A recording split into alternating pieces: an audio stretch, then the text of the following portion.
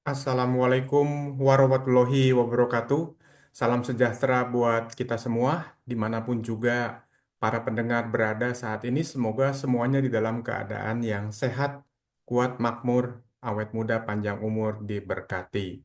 Pada kesempatan ini saya memberikan presentasi 3B: belajar, belanja, bisnis, franchise, kurma, kursus mulia sejahtera. Dengan filosofinya adalah pohon kurma, akar, batang, ranting, daun, dan buah.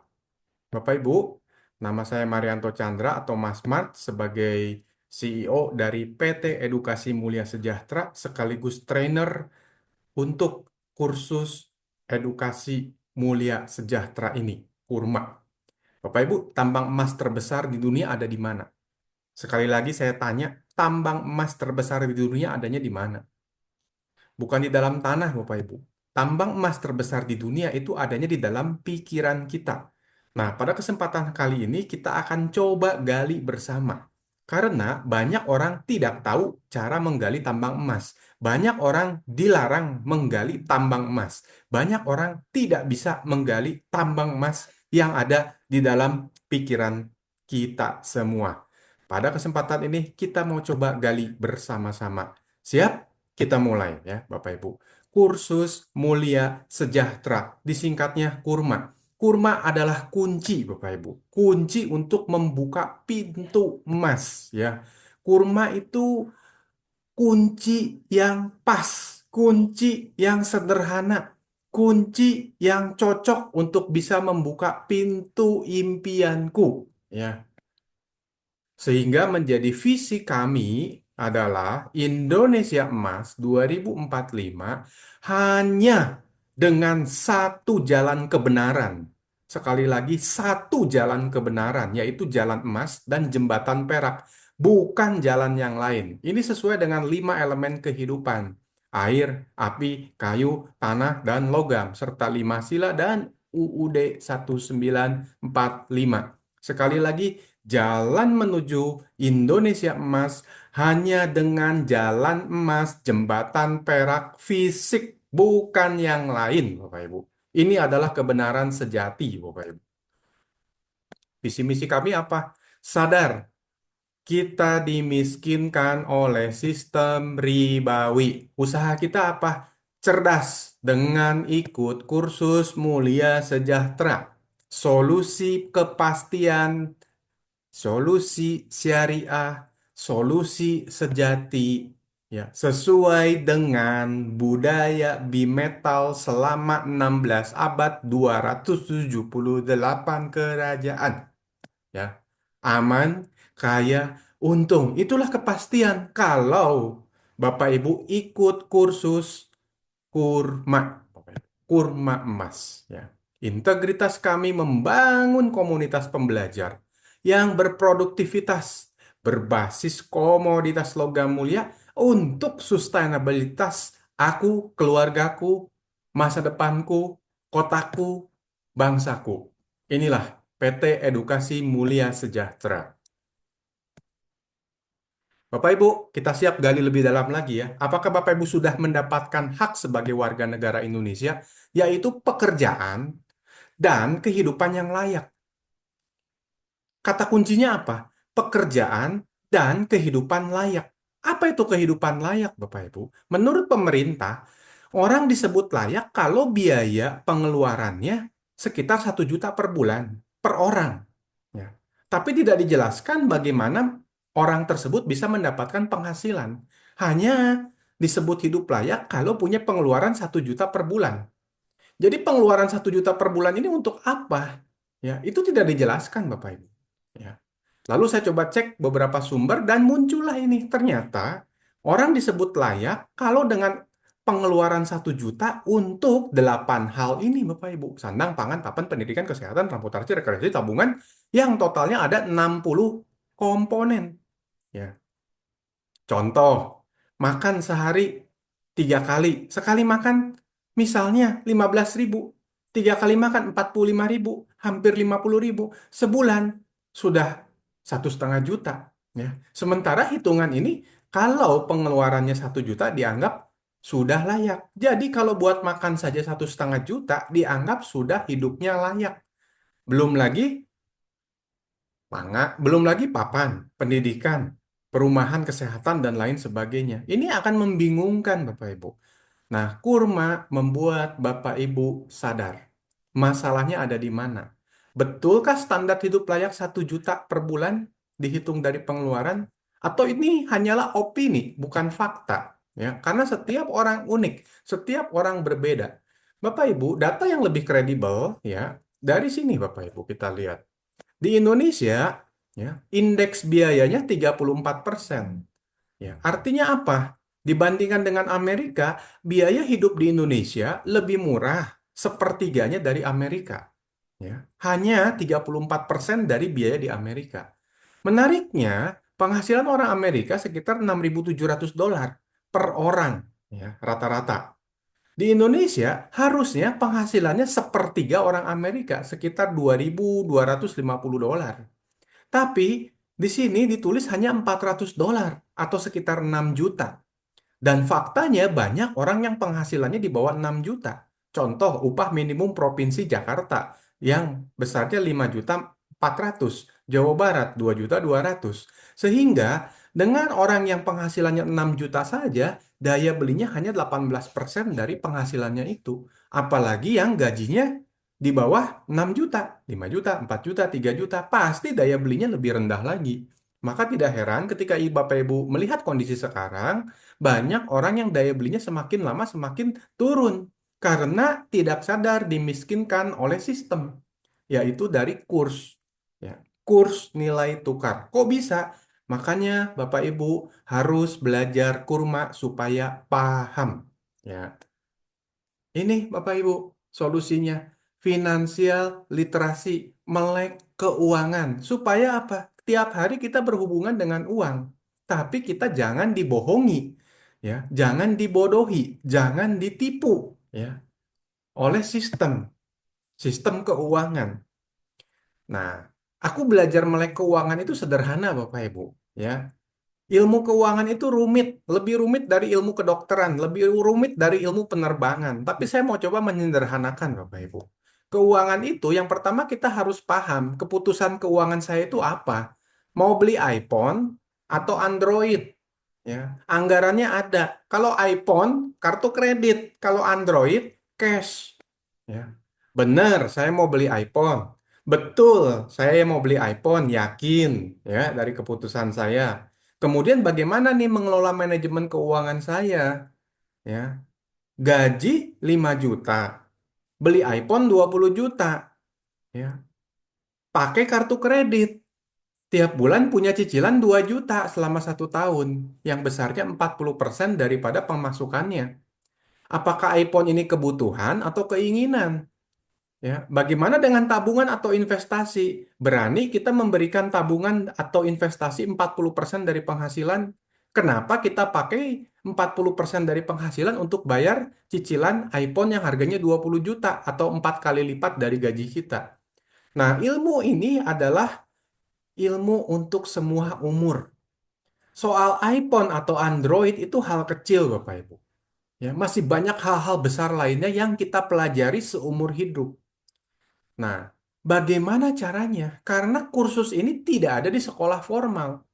Kursus ini hanya ada di Kurma, Bapak Ibu, secara online, ya, secara online. Ya. Kita buka. Ketika Bapak Ibu belajar kursus, Bapak Ibu akan mempelajari kesadaran, ya, kesadaran bahwa inflasi di Indonesia itu berapa persen. Apakah sekarang Indonesia mengalami yang namanya deflasi? Ya, kita mau sadar ya, mau sadar dengan kondisi sekarang. Kita lihat media seperti ini memberitakan, ya, Indonesia mengalami inflasi setahun di bulan Januari 2024 sampai 2025 hanya 0,76% dan di bulan Februari mengalami deflasi. Ini fakta atau opini? Sekali lagi, ini fakta atau opini? Ya. Kalau fakta, Bapak Ibu tahu persis cara ngitungnya. Jelas. Satu ditambah satu sama dengan dua. Itu fakta. Ya, fakta matematika. Tapi kalau opini, Bapak nggak tahu cara ngitungnya bagaimana. Tahu-tahu muncul angkanya. Ya. Nah, Bapak Ibu harus paham menghitung inflasi itu bukan menghitung tebak-tebakan, ya. Seperti orang melihat orang lain pakai baju yang longgar atau yang sempit. Sehingga ketika orang itu pakai baju yang longgar, kelihatannya gemuk. Ditebak-tebak beratnya sekitar 90 kilo. Tapi besok pagi dia ngelihat orang itu pakai baju yang sempit. Misalkan kaos untuk bersepeda, sempit dan ketat. Lalu dia bilang, kamu kurusan, berat badan kamu cuma 70 kilo. Nggak bisa, Bapak Ibu. Yang namanya berat badan harus diukur dengan timbangan. Bukan dilihat dari pakaian, bukan dilihat dari celana, dari sepatu, dari topi, ya, dari jam tangan atau apapun juga, tapi dari timbangan yang satuannya kilogram. Demikian juga inflasi, Bapak Ibu.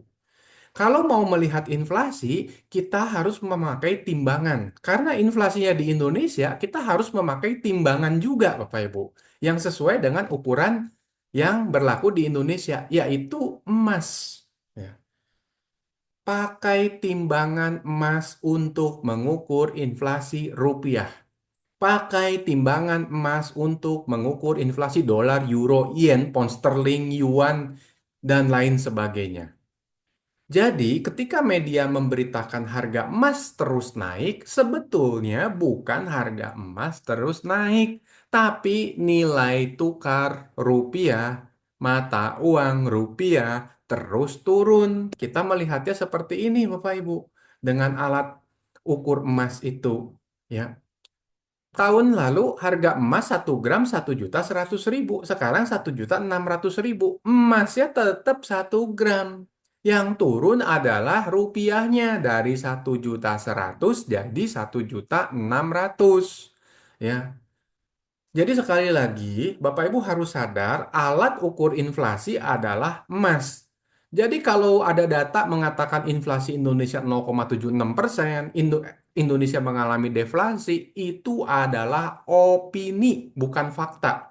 Opini bisa hoax atau kebohongan atau pembodohan atau pengalihan isu. Tapi yang namanya fakta, kita tahu persis cara ngitungnya. Ya, siapapun bisa ngitung sama seperti berat badan pakai timbangan. Siapapun bisa ngitung.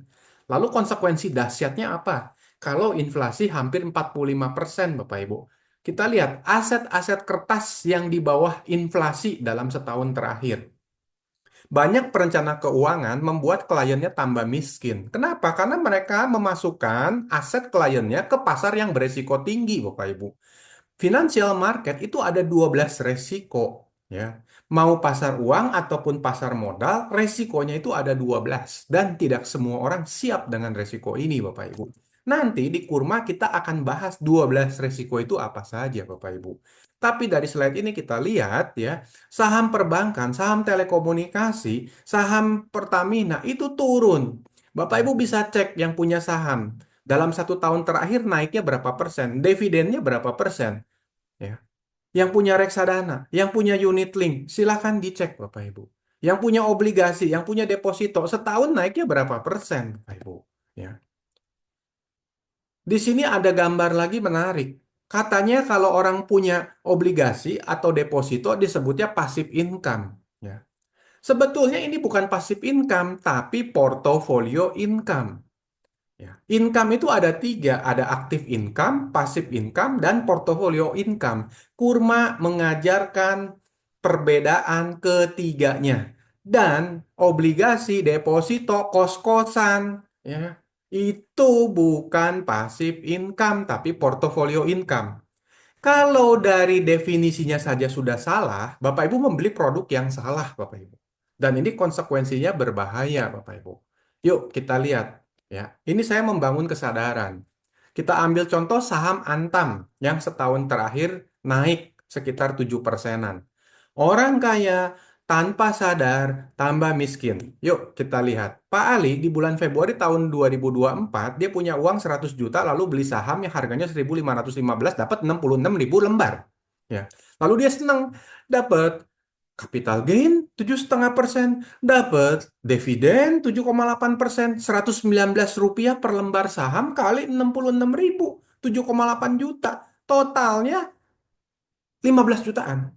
Jadi portofolionya itu naik 15%. Dia merasa senang. Wis, daripada saya beli deposito, saya beli obligasi, dari sisi agama itu riba, ya.